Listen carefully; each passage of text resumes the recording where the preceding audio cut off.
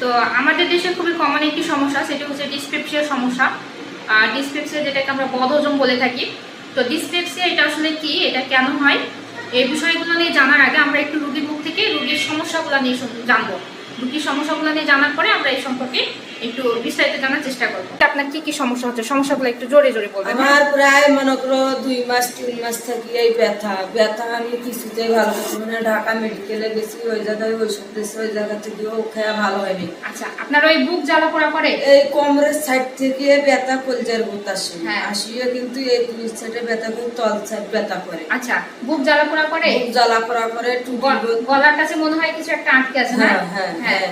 এরপরে আপনার হচ্ছে পেটের মধ্যে কি ভাব ধরে থাকে? ভাব ধরে থাকে, মনে হয় কোথাও খাসি খাবার খাসি, মনে হয় খাওয়ানোর প্রতি কোনো রুচি নাই। না, খাবারটা মনে হয় পেটের মধ্যে রয়ে গেছে, ক্ষুধা লাগে না।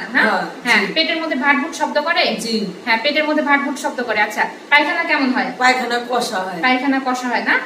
আচ্ছা, আর কোনো রোগী যে সমস্যাগুলোর কথা বললো, অর্থাৎ হচ্ছে যে গ্লোবাল সেন্সেশন আছে, অর্থাৎ গলার মধ্যে কিছু যেন একটা আটকে আছে, তারপর হচ্ছে যে বার্নিং সেন্সেশন অফ চেস্ট আছে, অর্থাৎ বুক জ্বালা পোড়া করে, সেই সাথে ব্যথা আছে। তারপর হচ্ছে যে পেটের মধ্যে ঘুটপাট শব্দ করে, যেটাকে আমরা অ্যাবডোমিনাল ব্লোটিং বলে থাকি। পেটে ফাঁপ ধরে থাকে, যেটাকে আমরা অ্যাবডোমিনাল ডিস্টেনশন বলে থাকি।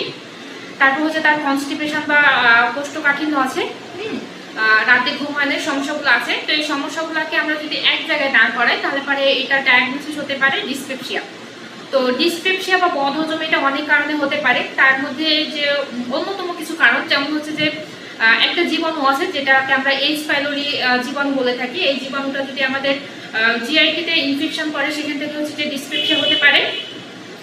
তারপর হচ্ছে যে আপনার যদি কারো ডায়াবেটিস থাকে এবং সেটা যদি আনকন্ট্রোল হয়, সেখান থেকে আপনার হচ্ছে যে অটোনমিক নিউরোপ্যাথি ডেভেলপ করে, গ্যাস্ট্রোপ্যারাসিস ডেভেলপ করে, গাট মোর্টালিটি কমে যায়, যার ফলশ্রুতিতে সেখান থেকে আপনার ডিসপেপসিয়া ডেভেলপ করতে পারে।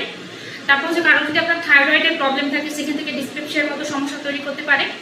আমাদের যে প্যাঙ্ক্রিয়াস আছে, হ্যাঁ, প্যাঙ্ক্রিয়াস কি করে, প্যাঙ্ক্রিয়াটিক জুস সিক্রেশন করে, যেটা আমাদের ডাইজেশনে হেল্প করে। তো প্রয়োজনের তুলনায় যদি হচ্ছে যে প্যাঙ্ক্রিয়াটিক জুস এটা যদি সিক্রেশন না হয়, তাহলে পরে আমাদের খাবার ডাইজেশন ভালো মতো হবে না, সেখান থেকে আপনার ডিসপেপসিয়া হতে পারে। হাইপার অ্যাসিডিটি কোনো কারণে যদি হচ্ছে আমাদের হাইড্রোক্লোরিক অ্যাসিড এক্সেসিভ ভাবে সিক্রেশন হয়, সেখান থেকেও কিন্তু আমাদের এই যে ডিসপেপসিয়া বা বদহজম তৈরি করতে পারে।